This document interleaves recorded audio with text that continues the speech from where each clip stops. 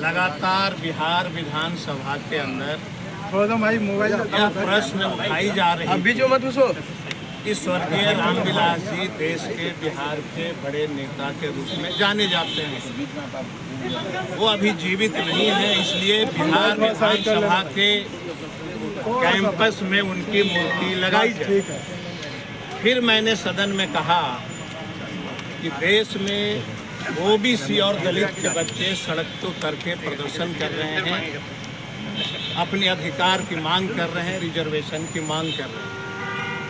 इसलिए मेरे द्वारा सदन में कहा गया कि अगर बेचारे रामविलास जी आज जीवित होते तो देश के दलितों को और ओबीसी को ये देखना नहीं पड़ता।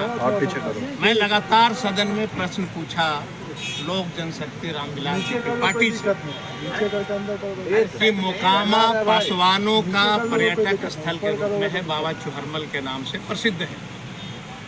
क्या ये सरकार मोकामा टाल क्षेत्र में जो बाबा चुहरमल का जो मंदिर है उसका विकास करने में सक्षम नहीं है?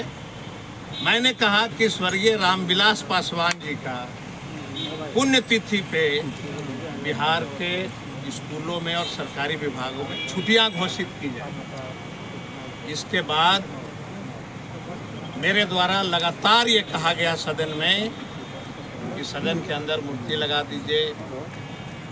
मैंने कहा कि पासवान जाति को दलित और महादलित करके बिहार सरकार ने दलितों को आपस में बांटा। रामविलास पासवान जी को सबक सिखाने के लिए बीजेपी और जेडीयू ने पासवान जाति को दलित रखा और टोला सेवक और विकास मित्र की बहाली हुई।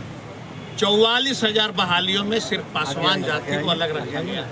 मैंने चौकीदारी प्रथा की बात की कि चिराग जी चौकीदारी प्रथा लागू कराओ।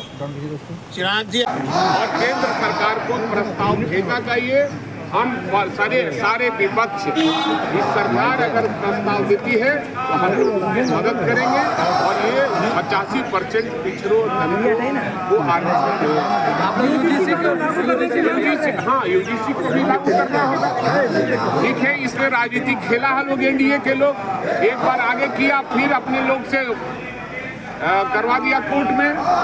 यूजीसी लाया है तो इसको हम लोग लेकर रहेंगे और इसको लेकर हम रोड पर भी उतरने का काम करेंगे। यूजीसी को निश्चित रूप से लागू करवा। लेकिन सदनों ने तो इसका विरोध किया था, सड़कों पर उतर गए थे। उसके बाद कौन विरोध करता है, कौन पक्ष करता है? हम 85% है, 90% है, हम आगे हैं तो वो आगे। ठीक। लेकिन आपके ही सदन के अंदर के लोग विरोध कर रहे थे जो समाज से आते हुए यूजीसी कानून लागू होकर रहेगा। जिसको साथ रहना रहे और नहीं रहना वो अपना घरे जाए। ठीक।